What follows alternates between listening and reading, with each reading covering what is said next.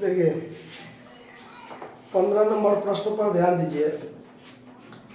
जब सभी साझेदार दिवालिया हो तब क्या होगा। अभी तक आपने इस चैप्टर में देखा कि जब एक साझेदार दिवालिया हो, जब दो साझेदार दिवालिया हो, और अब देखेंगे हम लोग कि जब सभी साझेदार दिवालिया होगा तो क्या होगा। तो जब सभी साझेदार दिवालिया हो तो उस कंडीशन में सवाल बनाने के 2-3 तरीके होते हैं, ठीक है। एक तरीका होता है कि जब हम वसूली खाता में बाहरी दायित्वों का हस्तांतरण करें या ना करें। आया बात समझ में कि हमारा जैसे हम लोग रियलाइजेशन अकाउंट में डेबिट साइड में टू सन्ड्री एसेट्स भेजते हैं और क्रेडिट साइड में बाय सन्ड्री लायबिलिटीज भेजते हैं ना। तो जब हम वसूली खाता में सन्ड्री लायबिलिटीज भेजें तब क्या होगा और ना भेजें तब क्या होगा, दो अलग अलग तरीके बनते हैं और दोनों अलग अलग तरीके से आपको सवाल का आंसर भी अलग अलग आएगा।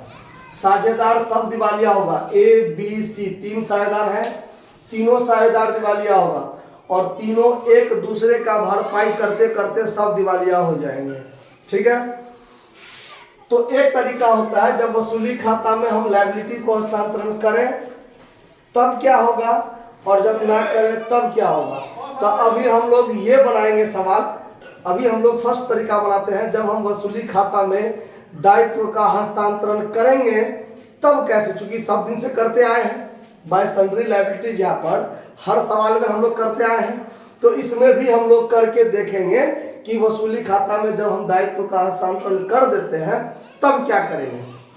तो उस कंडीशन में आपको ध्यान रखना है कि जब हम वसूली खाता में दायित्व का हस्तांतरण कर देंगे, तुरंत में कर देंगे, तो रियलाइजेशन में हस्तांतरण करने के बाद रियलाइजेशन अकाउंट को पूरा नहीं बनाएंगे और उसको बनाने से पहले हम कैश अकाउंट बनाएंगे, तब हम रियलाइजेशन अकाउंट पर जाएंगे।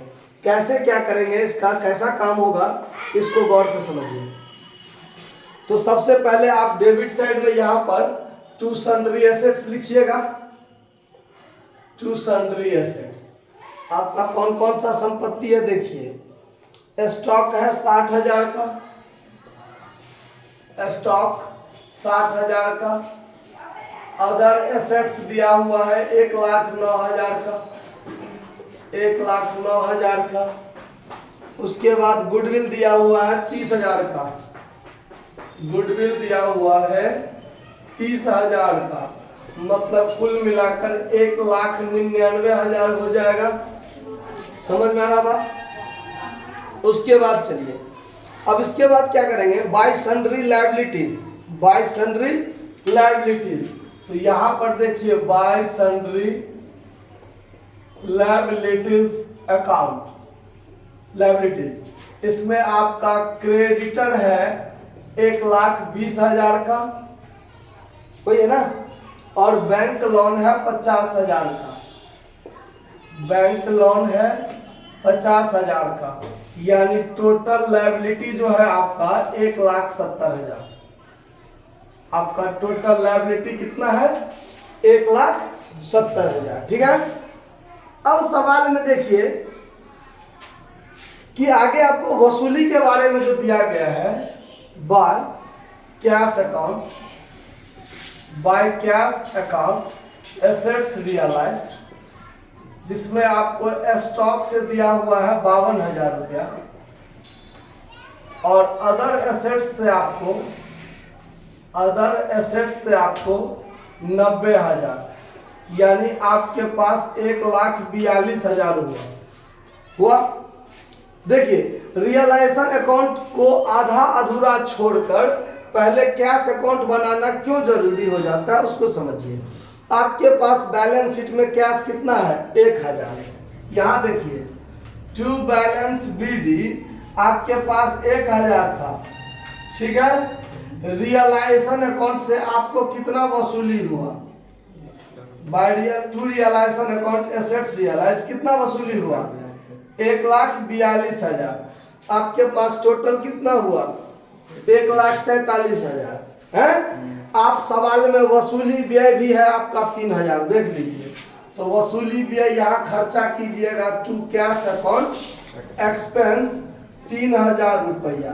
तो यहाँ भी आप दीजिएगा बाय रियलाइजेशन अकाउंट एक्सपेंस के रूप में 3000 रुपया। तो 1,43,000 में से 3000 रुपया तो आपका खर्चा हो गया। अब कितना बचा आपको? 1,40,000 रुपया। आपका लायबिलिटी है 1,70,000 रुपया। आप कहाँ से 1,70,000 भुगतान कीजिएगा? कर पाइएगा कभी जिंदगी में? क्योंकि तीनों साझेदार दिवालिया है। जब तीनों साझेदार दिवालिया है तो कोई लाने वाला होगा नहीं। रुपया पैसा का तो लफड़ा इतना ही है मेरे पास। 1,000 था पहले से, 1,42,000 वसूल हुआ, 1,43,000। 3,000 हमने वसूली व्यय का खर्चा किया तो मेरे पास बचा 1,40,000। तो हम लायबिलिटी को वास्तव में 1,40,000 ही ना भुगतान कर पाएंगे, इससे ज्यादा हम कहां से करेंगे? क्योंकि सभी साझेदार दिवालिया है, और जब सभी साझेदार दिवालिया होगा तो कोई भी लाने लायक नहीं होगा। अब लाने लायक नहीं होगा तो फिर भुगतान करेंगे कहां से? आसमान से तो पैसा नहीं टपकेगा। इसीलिए पहले रियलाइजेशन अकाउंट के बाद, आधा करने के काम करने के बाद पहले कैश अकाउंट खोलेंगे। यहाँ 1,43,000 हुआ, यहाँ भी 1,43,000, 3,000 काट के जो बचा 1,40,000, इसको हम लोग लिखेंगे by realization account liability paid, और तब यहाँ लिखेंगे to cash account liability paid. हुंडा हुंडी 1,40,000 ही भुगतान कर पाएंगे हम, क्योंकि 1,70,000 देने के लायक हमारा फर्म नहीं है। समझ में आया बात? अब देखिए, अब आपका ये खत्म हो गया। अब आपका ये साइड जोड़कर देखिए कितना होता है। 1,00,000, ये हो गया 2,02,000, 2,02,000, 2,42,000, 3,42,000। ये हो गया 3,42,000, 3,42,000, और इसमें से 3,12,000 घटेगा तो यहाँ पर 30,000 रुपया आपका लॉस हो जाएगा, जो सभी साझेदार आपस में क्या कर लेंगे? बांट लेंगे। To partners capital account loss, और इस लॉस को तीनों साझेदार कौन सब है? ABC 2:1 अनुपात में बांटेंगे तो कितना हो जाएगा? 12,000, 12,000 और 6,000 रुपया।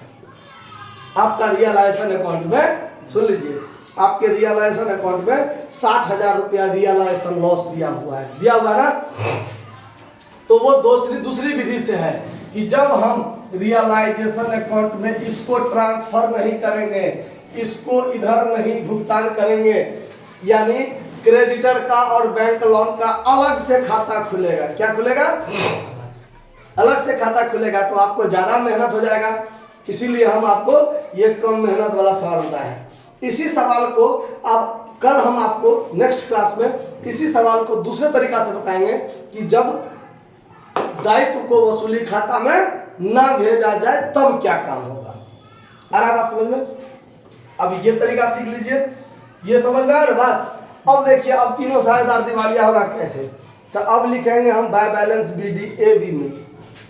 यहाँ ए में बाय बैलेंस BD 30,000,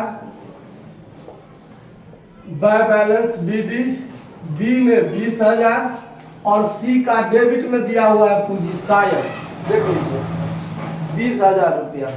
तो यहाँ पर टू बैलेंस BD 20,000, ठीक है। ये रियलाइजेशन लॉस डेबिट में आएगा, टू रियलाइजेशन अकाउंट लॉस 12,000,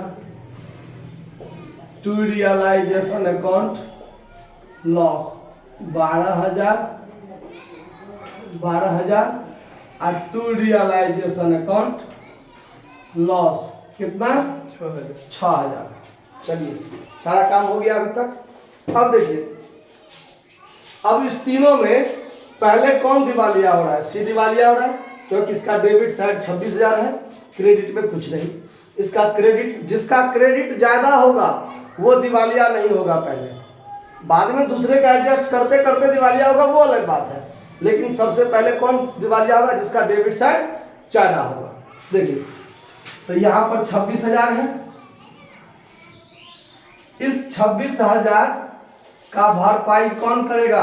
फिलहाल ये दोनों आदमी करेगा, by A capital by B capital. तो ये लोग किस अनुपात में करेंगे? पूंजी अनुपात में। पूंजी अनुपात कितना है? 3:2, तो 3:2 5, तो 26,000 भागा 5 कर दीजिए और तब 3 से गुना कीजिए तब 12,600, 12,600 ए करेगा और 2 से गुना कीजिए तब 10,400 बी करेगा। 3:2 अनुपात में कर दिया। अब इसका भरपाई यहां आ जाएगा to C's capital account, to C's capital account. A करेगा 12,600, सी करेगा 10,400। अब देखिए अब कौन दिवालिया हुआ? 12,000 और 10,000, 22,400, 22,400, यहाँ भी 22,400। अब ये भाई साहब कितना से दिवालिया हो गए? 2400 से। इसका भरपाई कौन करेगा? अब तो ये अकेले करेगा, तो ये करेगा बाय ए कैपिटल अकाउंट 2400। अब यहां पर आ जाएगा 2400 to B capital account, to B capital account. अब देखिए दोनों साइड का बराबर हो जाएगा, 12 12 24, 24 और 2 26। कहा कुछ गड़बड़ हुआ क्या? यही पर शायद गड़बड़ हुआ। 15,600 है ना? देखिए तो यहाँ पर 15,600, यहाँ पर 15,600। ठीक है, अब सही हुआ। ठीक है, अब यह 27 और 2 29 एक 30,000। देखिए थोड़ा सा गलती किए थे मुजवानी में, 30,000। तो इस दोनों का भरपाई करते करते ये भी दिवालिया हो गया। इसका भरपाई करने के चक्कर में इस दोनों में गया, तो पहले ये दिवालिया हो गया, अब इसका भरपाई करने के चक्कर में ये दिवालिया हो गया। तो सभी साझेदार आपस में क्या हो गया? दिवालिया। ठीक है, तो ये है वो विधि कि जब हम रियलाइजेशन लॉस को वसूली जब सन्ड्री लायबिलिटीज को रियलाइजेशन अकाउंट में ट्रांसफर करें तब क्या होगा। और एक होता है जब ये दायित्व को वसूली खाता में हम ना भेजेंगे तो इस दोनों का अलग से खाता खुलेगा, और अलग से खाता खुलने के बाद एक पीएल अकाउंट खोलना पड़ता है। तो वो हम लोग नेक्स्ट क्लास में वो दूसरा विधि भी देख लेंगे। समझ में आ रहा बात? कोई दिक्कत? नोट कर लीजिए।